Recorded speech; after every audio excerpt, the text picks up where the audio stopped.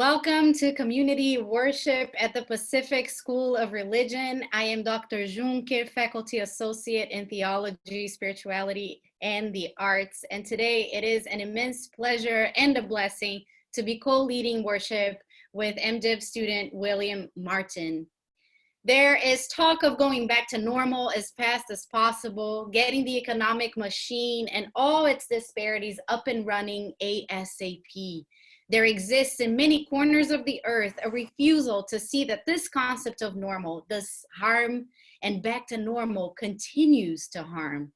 This is a time where the potentiality of a world that is yet to be allows us to midwife a new reality, one that takes becoming familiar with the mythical wisdom of our ancestors, such as Coatlicue, the emanation of the spirit of the earth, the cycles of life and death and fertility, the healing uses of plants. This knowledge system helps us remember to ground ourselves in place in our bodies, to get in touch with our pain, to acknowledge the harm that we have caused to ourselves, each other, and the planet. This movement that Anzaldua called conocimiento, a raising of consciousness, unfolds within oppressive contexts and calls forth a reimagining of the possibilities for change through creativity, through the arts, and a deepening perception that works towards healing and towards justice. May we take some time today to slow down, to feel the instability of this liminal space so that we may walk more humbly upon this earth. Right now, we're going to watch a video, a film that is in Spanish, and it features Chef Maria Baez. It begins with her invocation of Coatlicue, Mother Earth, as she starts a journey to discover and recover ancestral Mexican cuisine and the spiritual wisdom that it contains and it nourishes the body with. Even though you may not understand Spanish and the video doesn't have subtitles, I invite you to look at the images, to travel across time, across space, language, elements, sacred directions, and traditions to find what is nestled within this place. To Chef Maria Baez, the wisdom of Coatlicue and the land reminds her that she needs to live a life and work to share love, gentleness, resources, food, nourishment, respecting the cycles of the earth so she can feed bodies, souls, spirits who are thirsty and who hunger.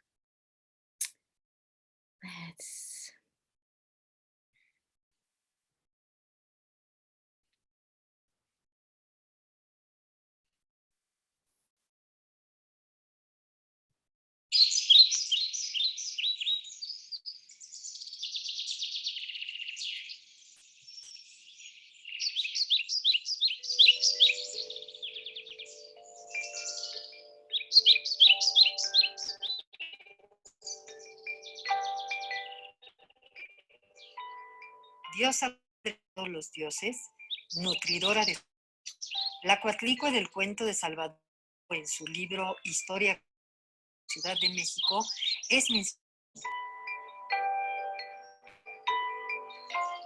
me recuerda que debo seguir andando el camino compartiendo y empatándome con los designios de la naturaleza para alimentar almas desde el fondo de mi corazón.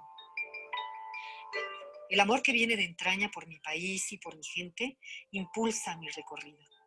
La conciencia me guía para redescubrir nuestra relación con la Madre Tierra. Como cocinera, es la pasión por nuestra comida original la que me aconseja y me deja saber que regresar a lo nuestro es lo que nos devolverá salud y bienestar. En noviembre del 2010, la UNESCO reconoce a la cocina mexicana como Patrimonio Cultural Inmaterial de la Humanidad. Desde una visión gastronómica, investigamos y descubrimos las muchas y variadas culturas y civilizaciones que habitaron el territorio que ahora ocupa la República Mexicana. La aventura comienza en un rinconcito pequeño pero abundante que se encuentra justo en la Huasteca hidalguense. Aquí en San Juan, la gente habla hasta 3 diferentes idiomas: otomí, náhuatl y mexicano. Les podemos preguntar, a ver qué podemos conseguir ahorita en esta temporada.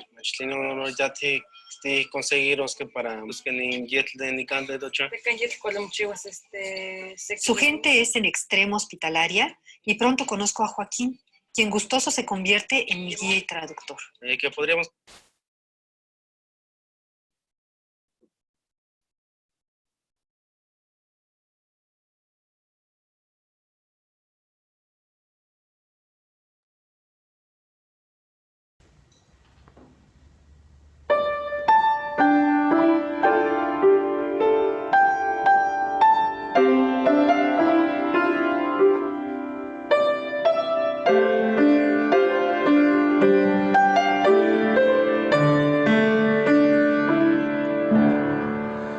Ancient Mother, I hear you calling. Ancient Mother, I hear your song. Ancient Mother, I feel your laughter. Ancient Mother, I taste your tears. Ancient Mother, I hear you calling. Ancient Mother, I hear your song. Ancient Mother, I feel your laughter. Ancient Mother, I taste your tears.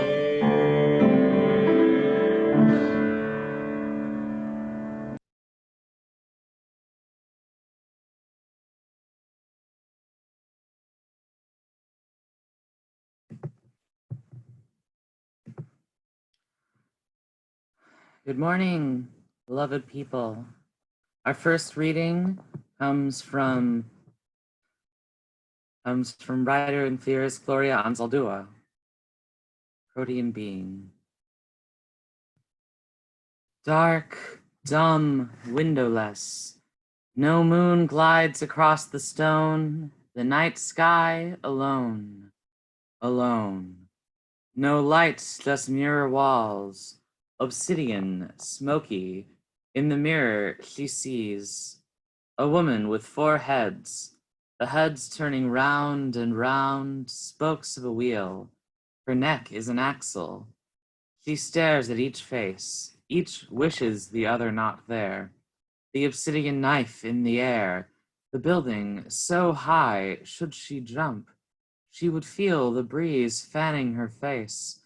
Tumbling down the steps of the temple, heart offered up to the sun.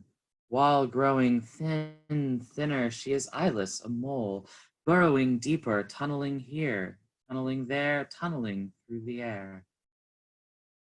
In the photograph, a double image, a ghost arm alongside the flesh one. Inside, the cracks ricocheting, bisecting, crisscrossing. She hears the rattlesnakes, stirring in a har, being fed with her flesh. She listens to the seam between dusk and dark. They are talking. She hears their frozen thumpings, the soul encased in black obsidian, smoking, smoking. She bends to catch a feather of herself as she falls, lost in silence of the empty air, turning, turning at midnight, turning into a wild pig. How to get back all the feathers, put them in the jar, the rattling full circle and back. Dark, windowless, no moon, glides across the night sky, night sky, night sky.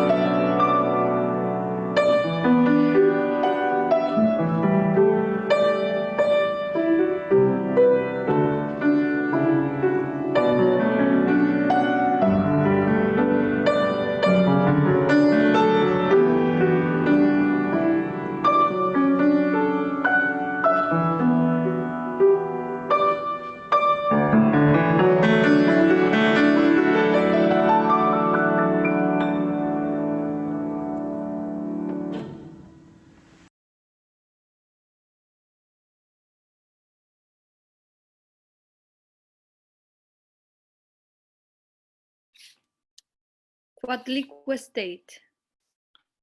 I first saw a statue of this life and death in life headless, what the village voice called Monster Goddess, at the Museum of Natural History in New York City.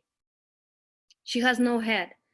In its place, two spurts of blood gush out, transfiguring into enormous twin rattlesnakes facing each other, which symbolize the earthborn character of human being. She has no hands. In their place are two more serpents in the form of eagle-like claws, which are repeated at her feet, claws which symbolize the digging of graves into the earth as well as the skybound eagle, a masculine force.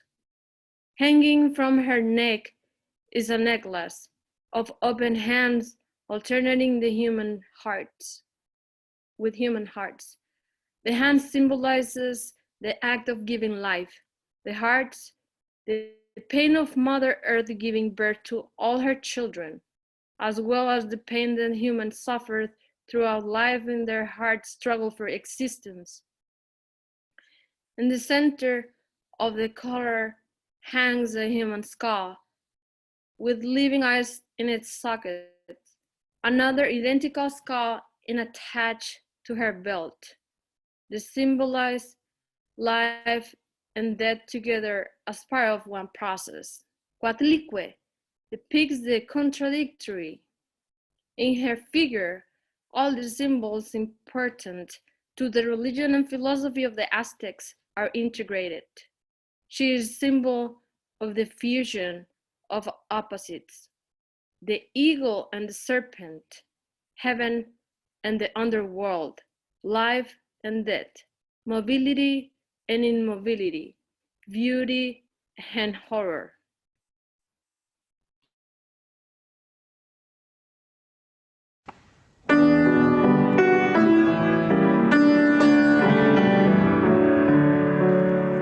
Sante, Sante, Sante, mi corazón te adora, mi corazón te sabe decir, Sante eres tú. Sante, Sante, Sante. Mi corazón te adora, mi corazón te sabe decir, Sante eres tú.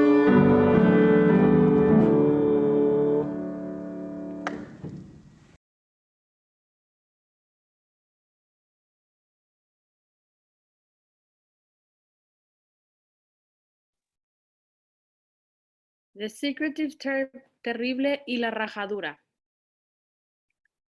During the dark side of the moon, something in the mirror catches my gaze. I'm seeing all eyes and nose. Inside my scar, something shifts. I see my face, Gloria, the everyday face, prieta and prietita. My childhood faces, Gaudi, the face my mother and sister and brothers know. And there, in the black, obsidian mirror of the Nahuas, in yet another face, a stranger's face. Simultáneamente, me miraba la cara de distintos ángulos, y mi cara, Comoros, la realist, tenua in character, multiplies. Coatlicue is one of the powerful images or archetypes that inhabits or passes through my psyche. For me, la Coatlicue is a consuming internal whirlwind, the symbol of the underground aspects of the psyche. Coatlicue is the mountain, the earth mother, who conceived all celestial things out on her cavernous gump. Goddess of birth and death, who gives and takes away life. She is the incarnation of cosmic processes. Simultaneously, depending on the person, she represents duality in life, a synthesis of duality in a third perspective, something more than me or duality, or a synthesis of duality. Coatlicue, the earth open and plunges us into its maw, devours us, but keeping the conscious mind occupied or immobile. The germination, work takes place in deep, dark earth and the unconscious. We need Coatlicue to slow us up so that the psyche can assimilate previous experiences and process the changes.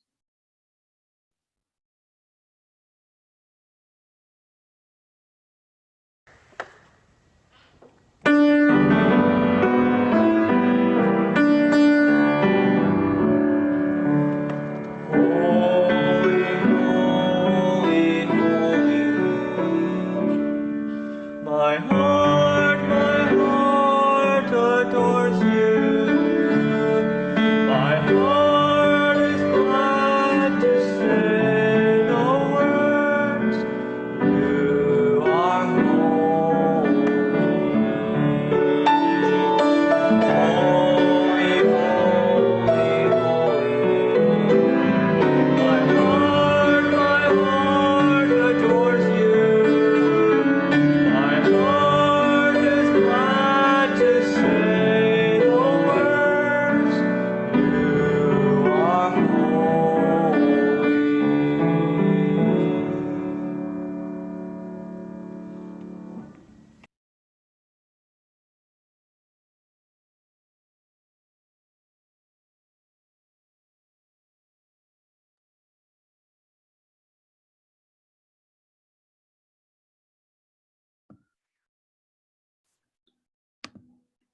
A reading from the book of Luke.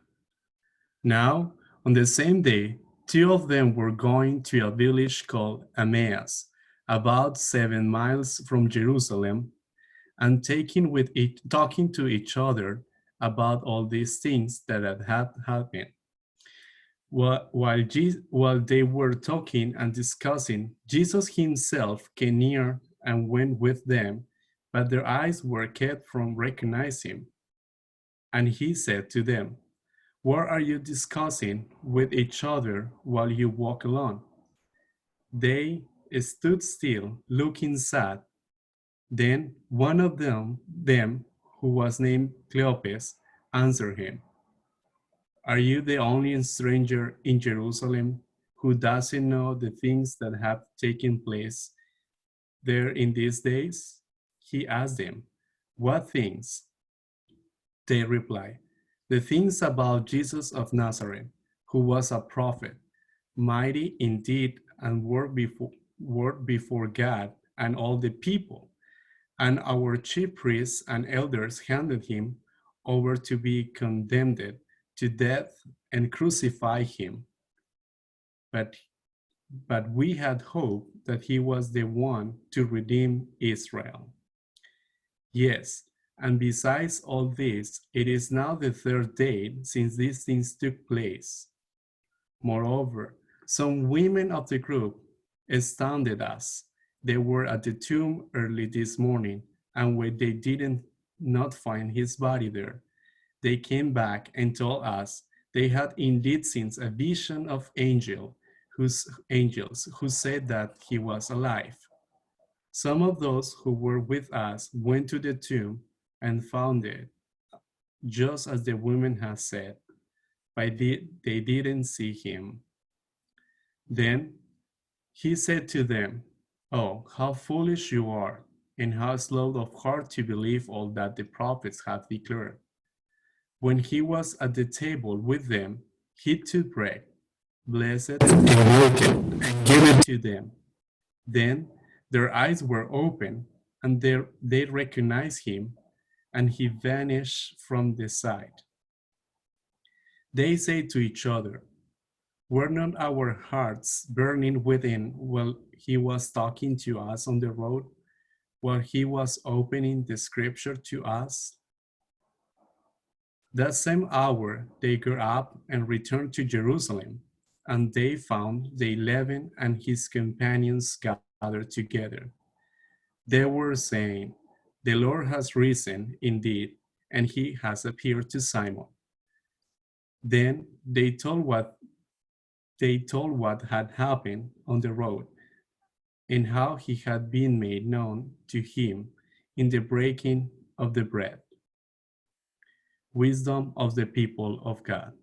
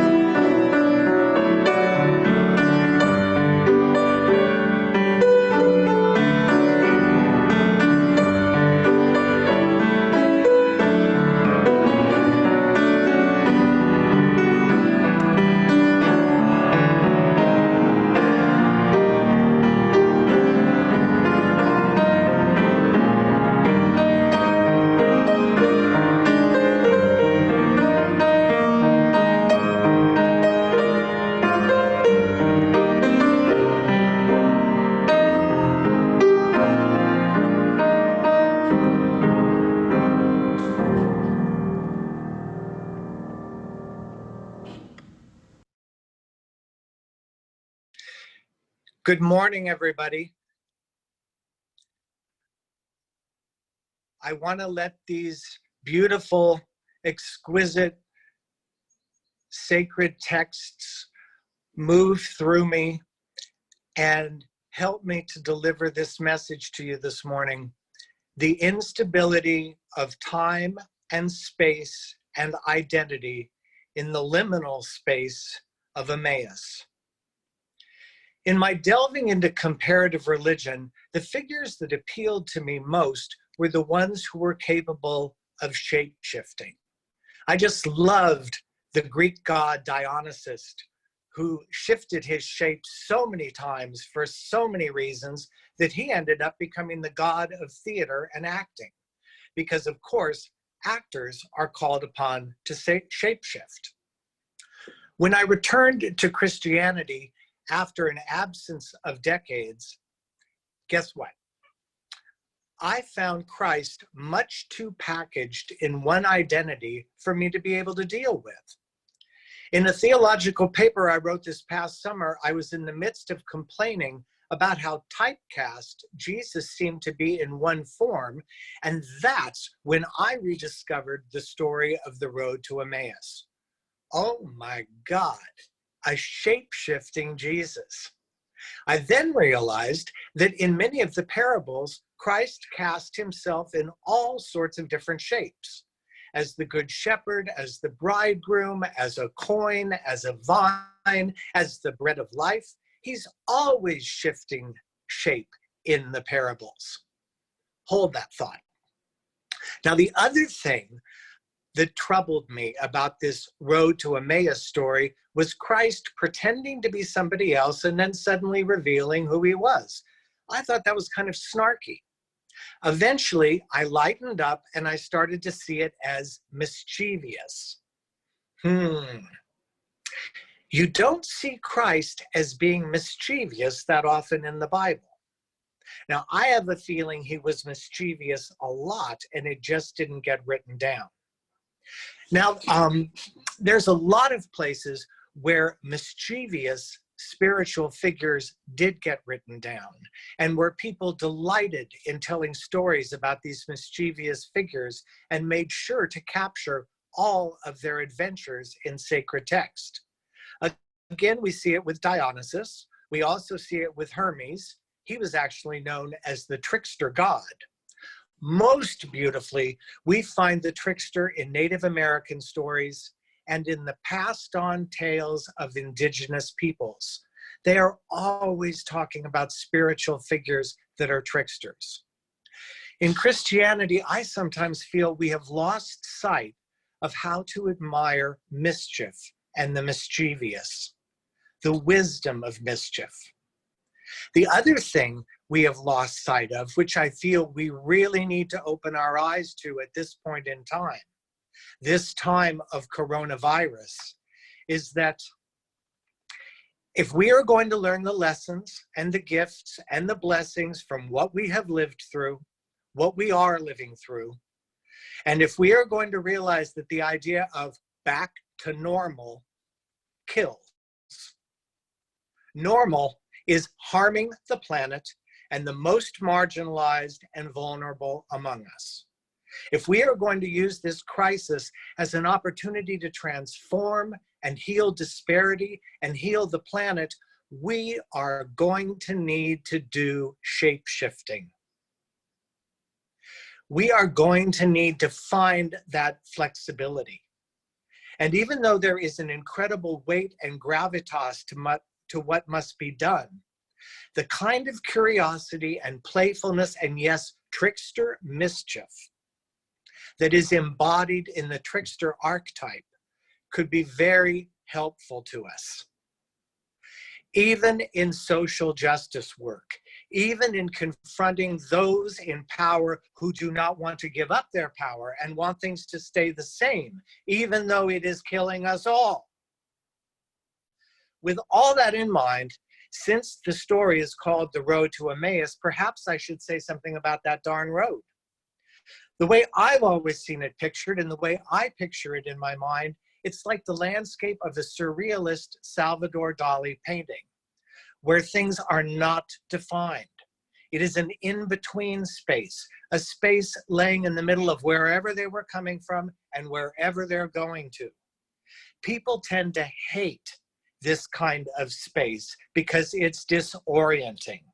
Such instability and such lack of definition was and is against all the tenets of the Enlightenment. Then the psychoanalyst Winnicott christened this kind of geography transitional space. And little by little, it began to be considered extremely important psychologically, creatively, and spiritually for the human psyche. Today, theologians and social justice people call it liminal space, the space between male and female, the space between life and death, the space between Christ's physical presence being able to show off wounds to a doubting Thomas, and yet also being immaterial enough to walk through walls. I am noticing that it feels kind of safe right now to be talking about this particular road, given that it existed supposedly in the Bible and supposedly 2,000 years ago. But guess what? The trickster in me has been setting you up. I'm going to do some mischief. I'm going to tell you, we are all on the road to Emmaus right now. We are as disoriented as the newly risen Christ and the followers of Jesus who were so disoriented, so much like us. They've had this huge chain of events that they know has somehow changed their world and is somehow calling on them to show up differently in life, to step up to standing behind new things at great risk and great sacrifice. I don't know if you've noticed, but I'm kind of doing a Lectio Divina here and dropping us all down onto that road. What great trickster mischief. What a chance for curiosity and playfulness. The kind of curiosity and playfulness that can come of having a beginner's mind and daring to begin again. Let us dare to walk this road that in Anzaldua's language is a space of Neplanta. And please let me turn this over now to Dr. Juncker. And continuing with this wonderful, wonderful words, thank you so much, William, for your preaching today. It talks and it speaks to my heart and reminds me that many of us have come to Anzaldua's work because of a wound, because she affirms that our ways of knowing, the ways of being queer women of color are valid, our worldviews are real, that our mischievous poetics are necessary, that being ni de aquí y ni de allá is a place too, the suspension, this being in between in the planta, the trickster mode, the shape shifting is what has allowed us to walk through treacherous waters of racism, phobias, pandemias, ableism, cis-het, patriarchy and misogyny, classicism, strike, progressivism, institutionalism, neocolonial extractivism, and capitalist fascist regimes. Ne plantas, shape-shifting, afford us a capacity to reinvent life through sweat, pus, tear, blood, joy, touch, art, bodies that move and breathe and commune and eat and love. When I just read Mujer Mágica, empty yourself, shock yourself into new ways of perceiving the world, stop the chatter inside your head. It was as if Anzaldua was giving me permission to be fully me, ne plantera, mediator, midwife, teacher, artist, Brazilian, immigrant, Latina, queer, from the earth, whole, fully reconciled. These perspectives allows us to understand that the food prepared by our grandmother's kitchen, in their kitchens, their medicinal use of plants, their singing and weaving contain ancestral and holy wisdom of who we have always been and who we will continue to be. Ne planteras that we are, we reinvent realities, we transform worlds, our skins, our bodies, our guts carry knowledge. Anzaldua charges us in moments of pain and conflict and unknowingness to write and create and envision and speak of what links us to life, to sensation, to place. Stop paying attention to me for a second. Can you sense the cadence of your breathing? Your heartbeat? Can you sense the lingering taste inside your mouth right now? How about that which is touching your skin? We may be suffering right now. Yes, we are. We may be lost, disoriented, but in this divine order that is the universe, we are not impoverished of experience. We are not impoverished of experience.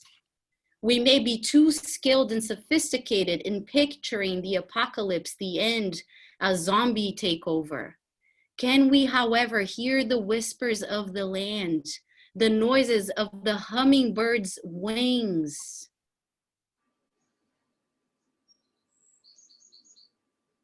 Let me share an image with you.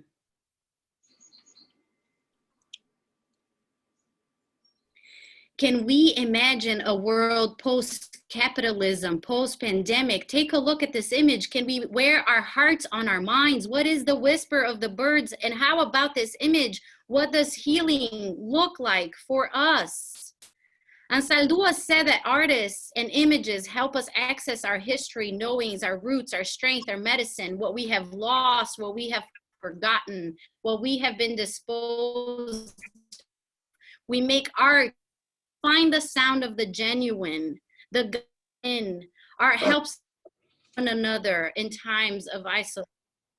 They are, as Anzaldua puts it, sites of resistance, rupture, implosion, explosion, gathering of fragments, creation of new assemblages.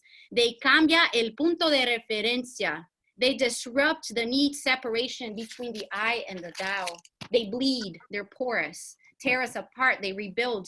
Indigenous symbols and myths like Coatlicue contain wisdom, knowledge of how cultures and prophets and bodies and peoples have survived diabolic forces. Wow. They're symbols, technologies, mechanisms of resistance to oppression, erasure, against assimilation. They provide continuity across time, space, and place.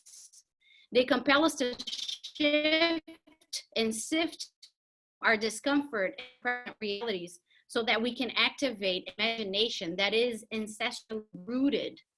They are sacred, they heal, they resist fragmentation, They are the materialization of the Nahuatl Neplanta, the terrain of uncertainty and suspension, of corporativism, superseding them with new images and systems. They help us resist corporativism, imperialism.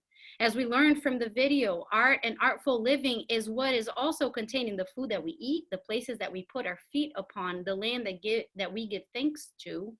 Between the shadow and the dream, we welcome the unknown, as Dr. Johnson preached this last Sunday. The road to Emmaus, as we say it in Portuguese, is also a place between that reminds us that we are not baptized into nostalgia or a restoration of the old, but into a life that's becoming, that's emergent.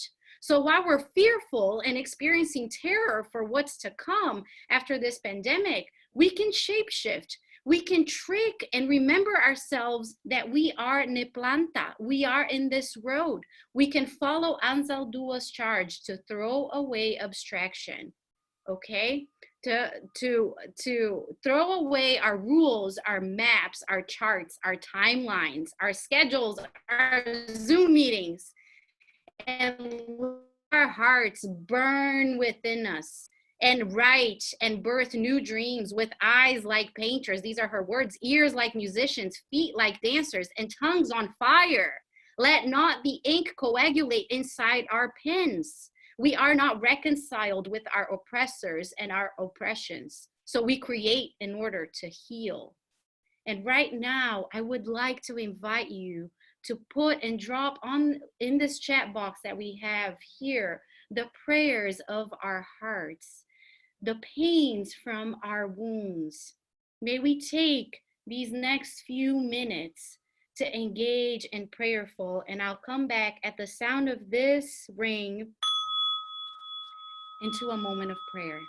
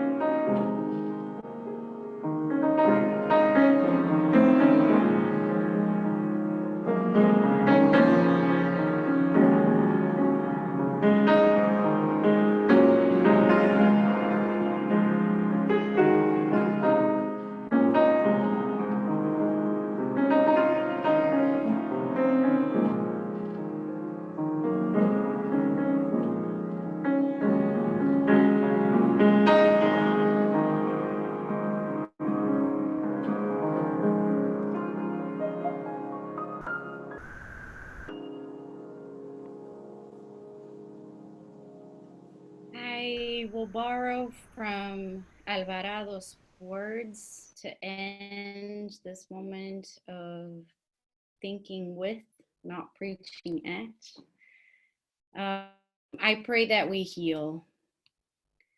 I pray that we heal, invoking the name of all that is holy. I pray that our hearts can rest. We have worked so hard for ourselves, for others. I offer you my home. Take what you need. Take what you want. I ask that Coatlicue keeps us safe in everything we do and create. I pray we find peace. I pray we heal. Amen.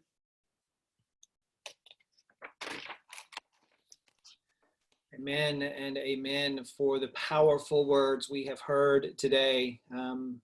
Thank you, William and Dr. Juncker, for your intention and design of this service and for speaking so prophetically and truthfully to us in this moment. As we transition to the end of this particular time together, I would like to make you aware of a few announcements. We have evening prayer and every day of the week except for Thursday. Thursday is meditation at 6:15 by Zoom. President David, Ms. Ann, do you have an announcement?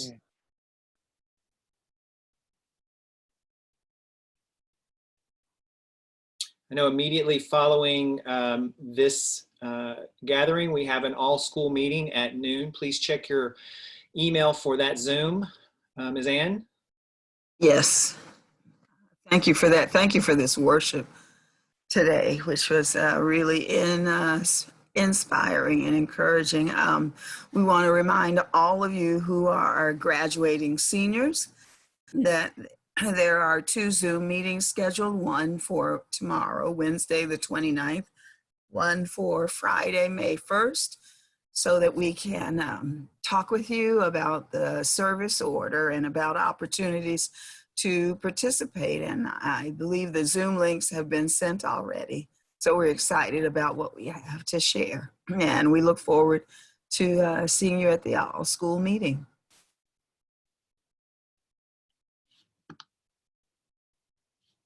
And then this afternoon at 1, also on Zoom, we have our usually weekly ritual and connection in a time of social distancing hosted by Dean Abraham and President Vasquez Levy. My friends, let us move into the space of singing together our sending song.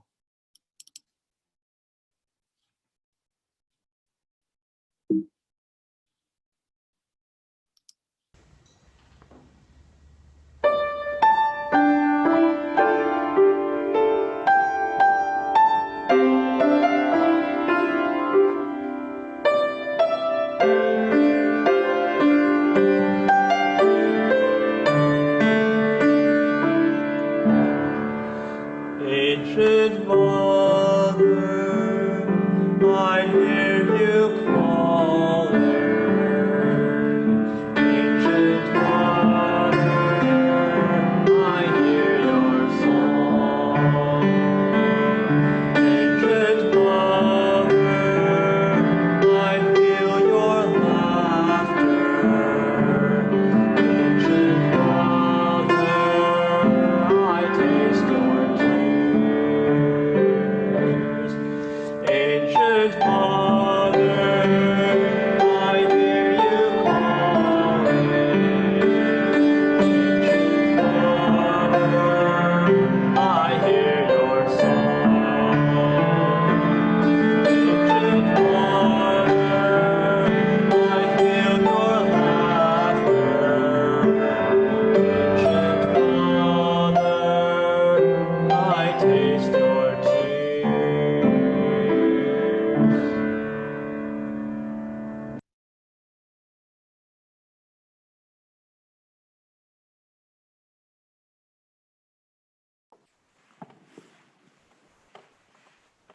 Beloveds, let the wisdom of Coatlicue, of the road to Emmaus, of Anzaldua, the tricksters, the shapeshifters, slow us down. Our simulate this liminal, unstable time. Let us experience and process the changes, understand the emergences and the emergencies of these times.